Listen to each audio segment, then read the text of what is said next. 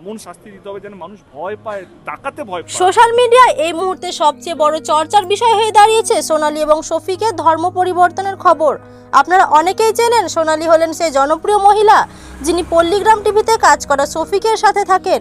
কিন্তু তাদের সাম্প্রতিকের সিদ্ধান্ত নিয়ে এবার তীব্র শোরগোল ও সমালোচনার ঝড় উঠেছে চারিদিকে।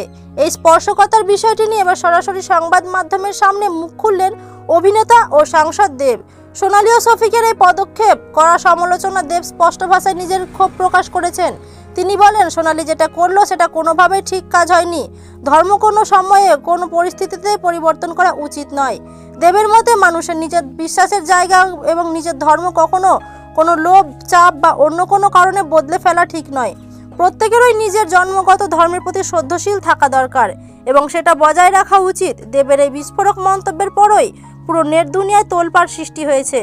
এই বয়ানকে কেন্দ্র করে সাধারণ মানুষের মধ্যেও তৈরি হয়েছে মিশ্র প্রতিক্রিয়া। সোনালীর এই ধর্ম পরিবর্তন এবং তার উপর দেবের দেওয়া এই কড়া প্রতিক্রিয়া, এই পুরো বিষয়টি নিয়ে আপনার ব্যক্তিগত মতামত কি?